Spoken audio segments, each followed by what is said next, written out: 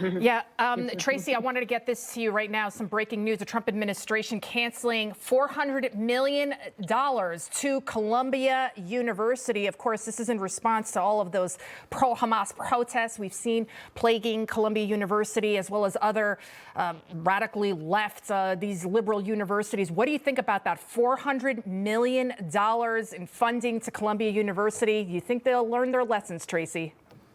Well, I mean, God, now we're talking dollars, so somebody better learn their lesson with all this. I mean, the fact that we're giving so much money to a school that was not teaching what we're paying our kids to go to school for is ridiculous to begin with, right? Let's get everybody on board here. And sadly, at this point, a whack to the knees wasn't working. But once you hit somebody's wallet, they really start to pay attention. And so doing things like this, although they feel very erratic, although even the market is reacting very abruptly to all these announcements, it will settle down and everyone will get a sense of how the president moves, which is forcefully, quickly. And then we're starting to see he backs down a little bit and then everyone can calm down again. So take everything in stride. Do not react. And I would just say, to counter your reporter from the floor, use this as a buying opportunity if you have cash on the side. The market will come back again.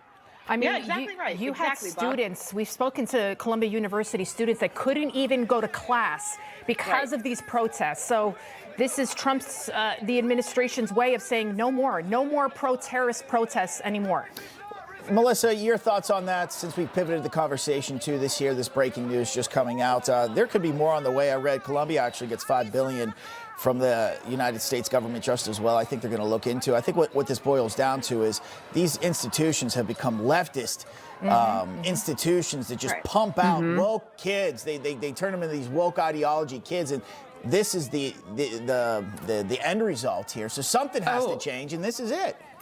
Yeah, no, I think it's a lot worse than that, actually. What you're looking at Columbia University is these are our campuses have been penetrated by Hamas, by Hezbollah, by all of these forces who have raised money and sent professional protesters here. I also know from my time in Israel and in the West Bank that they have done testing on our kids on social media to see what message would appeal to them the most, saying free Palestine, which makes absolutely no sense because Israel and Jews have been out of Palestine since 2005, 2006. So what are we freeing them from exactly? But they tested that slogan knowing that it would appeal to young students on campuses like Columbia.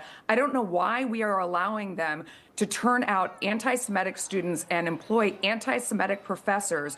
We need to stand up for the Jews in our society and our population and stand up for Israel against hate. This makes no sense to me, and I'm glad that the president has done this. I hope he follows with other campuses where they're doing the same thing because it's wrong. Seth, 20 seconds to you. What do you say to people that say, well, now President Trump, he's stifling free speech?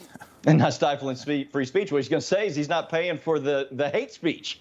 That's effectively what he's saying here is, hey, I'm not going to write the check for it anymore. So as a taxpayer, thank you. I appreciate that. Yeah, I'll second that. Thank you. All right. Got to leave it there. Out of time. Tracy, Melissa, Seth, thanks for coming on. Good to see you. Have a great weekend. Thanks, y'all. You too. Thank you.